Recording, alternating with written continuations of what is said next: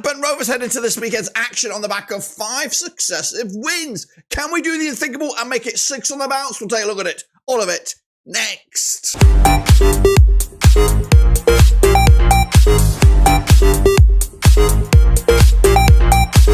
That's right, folks. Back once again with another match preview. Look forward to Blackburn Rovers hosting Luton Town. That's right, at Ewood Park. And we'll get to that in a second. Of course, if you're new, where you been? Smash your subscribe button. You want to shop for Blackburn Rovers, World Football, Championship Football. We're going to all here under one Rooski. That's right. Luton coming into us on a bit of an uptick in form, but Rovers are the best in the town. That's right. They're, of course, unstoppable at the moment with 5 wins on their bounce. But usually, typically, that form comes to a complete and crashing halt in the month of December and January. But can we do it? Can we make it 6 on the bounce? We'll take a look at it, all of it in a second, of course. If you knew where you've been, hit the subscribe button. Back again, big shout out to the members, big shout out to the patrons. You know who you are. But anyway, let's take a deep dive into this game and look forward to it if we can. So here we go then. Rovers, Luton Town, coming at Ewood Park. All eyes on this one on Saturday, prime time, 3 o'clock kickoff in the UK. Now, this is the tail of the tape. We have not played each other many times, and this is, of course, a quick overview since 2007, just 9 times. 2 wins Rovers, 3 wins Luton, 4 draws between the two sides. We, of course, rocking in 5th in the table with 5 wins on the bounce, 83% form for them right now. As for Luton, they are 15th in the table, 22 points for the campaign, 42% form. And like I said, on an uptick of 4 back-to-back games now without a loss. But still a lot of pressure on Edwards to get out of the woods. I think he's okay right now, but I'm sure their agenda at the start of the season was definitely much better than this. But like I said, nothing is won in December, of course. So I'm sure Luton will get their act back together in due course. Anyway, quick look at the more details there. But our biggest win over Luton Town in this time was 4-0 win, scoring 12 goals. In those 9 games, 1.33 goals a game on average. However, for whatever reason, somehow in those 3 victories, Luton Town scored 11 goals. We've scored 12 goals in those things. I'm not too sure about this. This looks a bit fishy to me. It looks a little bit fishy. But anyway, let's take a closer look at those games then, shall we? These are the last 6 in all venues. Of course, with the most recent match at this venue being a 1-1 draw. That was back in May 2023. I believe, Tom Lockyer with an opening goal there. Hayden Carter with an equaliser when we played them at Kenilworth Road that season, losing 2-0. That was, of course, the promotion season for Luton. I think we went in playoffs or just outside playoffs. Of course, 10 o'clock's back a little bit further, a couple of draws there, and then a win and a draw. So just 1 defeat against Luton Town over the last 6, but a lot of draws. So look at the last 4 at Ewood. They do have a win on their belts, but you got to go back to 2019. James Collins on the score sheet, that one Pearson as well. So very, very much. It's very difficult to call between these two sides when you look at the history books. If we want to open up that a little bit further, the last 10. Now, this goes a little bit back to before I was even born here with the old school retro logo. But the last 10 looks like this. Again, does seem to favour. It's just very evenly split. If you want to even go back way, way, way back to the start of time, it definitely looks much more favourable for Luton Town, playing 29 times since my records began. 11 wins for Luton, 7 wins for Rovers. It's been 11 draws. They have scored 45 goals in those 29 matches. We have scored just 33. Anyway, that's the history books. What about, of course, the current state of affairs? Let's take a look at the values. Well, if that's going to be the deciding factor, is only one-way traffic. Luton Town have a valuation of 101 million euros, averaging around about 3.61 million pounds per player, compared to that of the Rovers, 50 million euro, 1.93 million pounds per player. We do have a younger squad, albeit just same amount of national team players. They have more youth national team players and more foreigners than we do at the current time of recording. Where are we? Let's go over there then, shall we? Take a look at the managers under the microscope. 2 youngish coaches. I say youngish because I'm older than Edwards. I'm younger than Eustace. So we're going to stick about that. 1.51 points per match currently for John Eustace. That's in his whole managerial career. His record against Luton is not the best. Hasn't won one yet, but he's only managed against them twice, drawing once and losing once. His record against Edwards, though, is a little bit more favourable. Again, pretty much 50-50. Managed against them 4 times, won 1, lost 1, and drawn a couple. As for Rob Edwards, he's got 1.42 points per match ratio. His his record against Rovers is pretty shit. So let's take a look at the current squads then, starting with the host, that is Blackburn Rovers, and this is it. It's still quite a streamlined squad. Not bloated in any way, really. It's still, I think, a little bit threadbare in certain areas. Good offerings and goalkeeper, but Ainsley Pears has been number one and will continue to be number one. There are some question marks about the back four. Joe Rankine did play right back midweek. Pickering also out in midweek. So will that change? If so, then we'll likely see Callum Britton coming back in. We'd like to see Owen Beck maintaining that spot, or maybe Harry Pickering get the start. Who knows? Into midfield, of course, the big absentee will be Todd Cantwell. Creative influence in Rovers of late. He will have the night off, of course, for suspension, which took place once he was off the pitch, which was, of course, a bit of shenanigans. Open up the door, though, for the likes of a John Buckley, maybe, a Lewis Baker, perhaps, or Joe Rankine also to start, maybe in midfield. And then also you got to decide who starts up top. Yuki has been preferred up top, but Big Mac Tagay got the goal that won the match this past midweek. So decisions to be made, but I'm going to go with this lineup. It is pairs between the six: Beck at left back, High and Bath, and Britton if fit and raring to go. Tronstad, Travis, Hedges, Baker coming in. I know he's not as creative as Cantwell, but he definitely is bullish. He's also got a set piece on him, can take a free kick, can take a corner, and is willing to have a shot from range. So I like him. I like him a lot, and he needs a bit more action. Tyree Stolen as well on the flank there. And Ohashi still starts for me. Big Mac was great coming off, but we got to be a bit more strategic in this game because Luton Town ain't no slouches. And let's take a look at our visitors. And this is them. Some familiar names in this squad, particularly between the sticks. Thomas Kaminsky is in there alongside Tim Krul as backup. James Shea in the wilderness there. Meanwhile, into defence, we've got Amari Bell, ex-Rover right there. Tom Lockyer, Mengi as well. Some key faces for Luton Town. Into midfield, the likes of Victor Moses is here, back in British football. Pelly Roddick-Mapanzu as well. Alfie Doherty, Shannon Baptiste as well. Some savvy little signings by Luton Town. And up top, the likes of Tahiti Chong, Adebayo, Carl Morris has not really been firing on all cylinders. You watch him score a hat-trick this weekend. Jacob Brown and Corley Woodrow, amongst others. This is my lineup. Yep, it's going with a 3-4-3 of sorts. Kaminsky between the sticks. Ashoka at the back there. McGuinness, Holmes in the back three, Moses, Chong on either side, Krause, Clark in mid, Adebayo, Morris and Brown up top. It is, when we look back at their squad from last season in the Premier League, a couple of faces do feature in this one, but when you look at it now, it's not as blasé as the squad they had in the Premier League. It's a well-united sort of team. It looks pretty decent. There's no overplayed prima donnas here. I think there's some hardworking individuals. So I don't see what's gone wrong with this team because it's pretty good and strong in all areas without being in your face. You know what I mean? Anyway, let's take a look at the key individuals for both sets of clubs here. Tyree Stolen valued at around about 5 million. Contract is expiring. A major headache for us Rovers fans. Just get it signed, please. Give us a Christmas present we're all waiting for. Meanwhile, Mengi coming in with the £11 million rating or €11 million rating. Centre back, just 22 years of age, got a whole decade and some of football up ahead of him. And he just joined last summer. Let's take a look then at the key personnel for both sets of teams here. With the best player on the pitch between the two sides is Alfie Doherty of Luton Town with a 7.31 average coming at from the Championship. There's a big drop-off between him and the next, which is Jordan Clark, Tom Krause there, Carlton Morris with a 7. As for Rovers, we've got 2, 4, 6, 7 players above the 7.0 average ratings, with the best of the lot being Ainsley Pears, Tronstad, Cantwell, High and Britton and Bath all chipping in. Lewis Travis doing the bits as well. So a lot of these players, specifically Danny Bath, going under the radar for Rovers for being absolutely stellar at the back. Might not have the legs, but he's commanding. He's got a bit of a dictatorship about him, bossing that back four with Dom Heim in good company. So good experienced heads. Might not be the youngest, which could be a flaw in our armour. But let's just see how we get on anyway. Let's take a look at, of course, the averages for Rovers, 6.94 on average.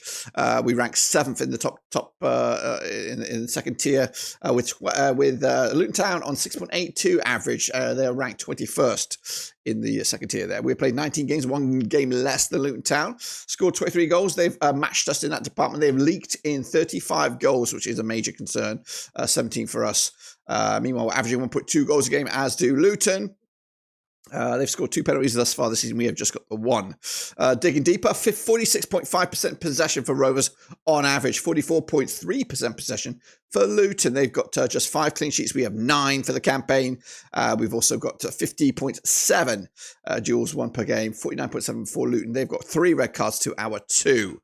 Wow.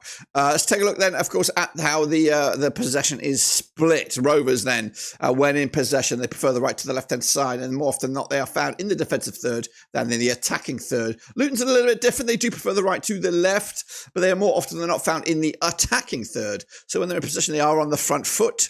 I don't know why I'm going back to me. Let's go back there again, shall we? Moving forward. When we do take a shot, we prefer the left-hand side to the right, and 56% of our shots are in the 18-yard box. That's more than half. As for Luton, they also prefer to shoot from the left than the right, and 63% of their efforts are in the 18-yard box. Rovers, when receiving shots, more often than not coming from the left-hand side, and 37% are long-range cookies. Luton Town prefer to shoot from the right to the left, and 38% of theirs are also long range. The goals coming, though, from Rovers. Let's take a look at it then, shall we? 14 goals through open play, 4 set pieces, 3 counter-attacks, 1 penalty and 1 OG. Luton coming at you with 11 goals through open play. 9, I say 9. Deadly. They are deadly from the set pieces. 9 set pieces, 2 penalties, 1 OG. As for goals conceded, Rovers conceding 11 through open play, 4 set pieces and 2 penalties. Looks like Luton Town conceding through open play, 23 of those goals, 8 set pieces and 4 counter-attacks. No penalties given away. No, spicy, very, very spicy. So that's, of course, the tail of the tape between the two sides. Let's take a look at the form book then, heading into this one. Now, Rovers are looking pretty good right now. They've got 5 wins on the docket here and 4 clean sheets on the spin. 4-1-0 wins. As just enough. Just get over the line in each one of these 4 games.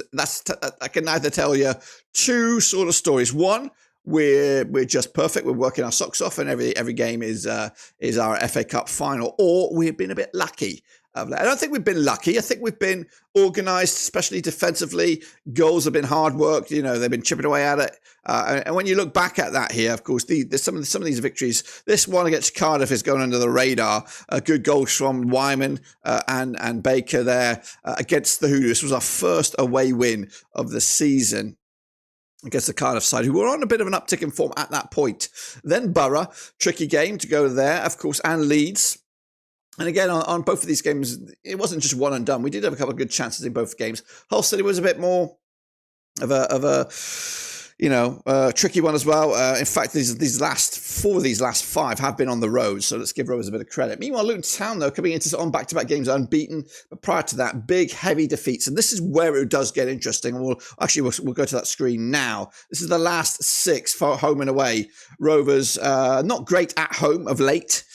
Just 1 win in the last 4. This is an opportunity to get back, or at least add to that win column. But look at Luton Town's away form. It is not great, guys. It is not great. 6 defeats on the spin. So that does give me hope. I am looking at this game as a potential wobble here for us. In amongst the games where, they are more 50-50. This is definitely a 50-50 game. I think Luton aren't playing their best at the moment, specifically away from home. Can we add to that? Maybe we might just add to that. But let's take a look at what's coming at Sheffield Rovers. After this game, there's a potential new manager bounce with Millwall. Neil Harris will manage for the last time against Middlesbrough. Just how quick will they get their act together to get in a new coach? Maybe they're working on it right now. Meanwhile, Rovers will then take on Sunderland on Boxing Day. It's going to be a tricky game. Then Hull again on the 29th. Then it's Leeds again on the 1st of Jan. And then Burnley 4th of Jan. So this is where these 2 specifically into 2025, where things could get a bit nasty here. I do anticipate Rovers to compete for these 3 games, Millwall, Sunderland and Hull, not necessarily winning all of them, but at least hopefully getting something from each one of those games to keep us in the mix for where we are. As for Luton Town, they got Derby next Friday night. Should be a home banker, that one. Bristol City, though, ain't easy. They're very difficult to beat at Ashton Gate. Swansea also difficult. Norwich, and then QPR away. Very tricky games for Luton Town. None of those are givens, and neither is this. Let's take a look then, shall we, at the tail of the tape. Rovers' strengths, counterattacks, long shot opportunities, aerial duels, protecting the lead, stealing the ball from the opposition. They're saying we have no weaknesses. That is a load of shite. We got weaknesses all over the place. Specifically, I'd say depth in certain areas. We are now playing our backups to certain spots, specifically right back and left back, and now in that central midfield slot. So we are playing not full strength side. It does say we play a consistent first 11. We've been mixing it up a little bit of late in certain areas. Through balls often, playing on our own half, and we are very aggressive. Luton strengths, though, set pieces. We saw that 8 goals scored. Aerial duels, creating chances through individual skill and scoring chances. Weaknesses, though, keeping possession of the ball, defending counterattacks, defending set pieces, avoiding offside, defending against through balls and skillful players, and protecting the lead. Their style of play is crossing often, controlling the game in the opposition half, long balls, playing out wide, and taking a long shots. They do mix up their 11, and they can be also aggressive. The forecast says Rovers will score from a fast break and steal the ball from the opposition. Luton, though, will control the game in the opposition half, and there will be a high number of cards. That's what the tail of the tape is. The tail of the table looks like this right now. Rovers are in 5th after the conclusion of this midweek games. Mathematically, we should or could very well still be in this game should we lose. In the top 6, we should still be in there, maybe, depending on goal difference. I think Middlesbrough could technically go above us, depending on who they're playing. Luton Town with a win, they could go up as high as 13th. Of course, that's in just outside the top half. But Rovers, a draw or more, should be in the top 6 heading into the games closer to the Christmas period there. Meanwhile, let's take a look then at the journeys. Rovers' journeys is in green. It's been steady Eddie. I don't know why this says around about 7th here, but we should be around about here. I'm not sure what that's all about. Yeah, let's keep it going. Luton Town's journey, not great so far, but again, it is still, we're not even halfway through the season yet, so let's just calm ourselves down. Let's take a look at what's going on around the grounds this weekend. All kicks off on Friday the 13th. Who's going to have the better of the joy there? Derby or Portsmouth? Coventry, Hull early kickoff, as is Bristol City QPR, and Preston against Leeds. Focus switches then to the 3 o'clock kickoff. Sheffield United against Plymouth. Oxford, Sheffield Wednesday. Millwall go to Middlesbrough. Swansea take on Sunderland. And Stoke take on Cardiff. The game of the day, though, will be at Ewood Park as Rovers entertain Luton Town. And we'll have the watch along. Oh, yes. It'll be, I think I'm on my own, Jack Jones here. Watford against West Brom's on Sunday. Norwich against Burnley also on Sunday. So lots to be had over the course of the next 3 days. What are we thinking? Yeah, this is the top goal scorers, or is it? I'm not too sure I updated this. Let's skip that. But let's boil down to the meat of the matter here. What do I think will happen in this game? Well, to be honest with you, this is another one of those games. You know, Sheffield Wednesday away, Hull City away. Games there you would gladly and wholeheartedly take a point. I know we're at Ewood, and Luton Town's form is shit away from home, and they are not the Luton Town of a couple of seasons ago where they were much more up for it. But, you know, it is Luton Town. They've got a Premier League squad in there. We've got some real key individuals, including familiar names like Kaminsky, Amari Bell, who I don't think has been featured of late. So, you know, I'd gladly take a 1-1 draw. That's right. It's definitely winnable, but it's also definitely losable. And when you see situations like Luton Town's form, 6 defeats on the spin on the road, typically when Rovers step up, we gift you a victory. So I would take a point right now if offered. I think it would be a solid point for us, considering where Luton Town, what they are at the moment. They are, of course, a club in transition. They did spend a bit of money last season. They got a bit of money back. And they will be there. They will be there or thereabouts at the end of the season. They will start to sort it out, whether that's with Rob Edwards or with somebody else. I don't know. But Luton Town definitely have the quality to be top 10, top 8, top 6 at the end of the campaign. So, yeah, I'm going to go with a point, and I think that'll be a good point moving into a more doable couple of fixtures, taking on Sunderland on Boxing Day, Millwall on the road next week. So I'm going to go with a 1-1 draw. Let me know your thoughts and opinions down below. Do you agree? Do you disagree? Am I giving... And specifically, we've got no Todd Cantwell, who is a key piece in that creative force. I think will be a little less going forward. It'll be a more of a chess match, and it does look like a 1-0 win either side, but I'm going to go with a 1-1 draw. Anyway, that's it. Subscribe, smash the like. You've got a lot to do between now and then. Until then, I'll see you soon on the other side.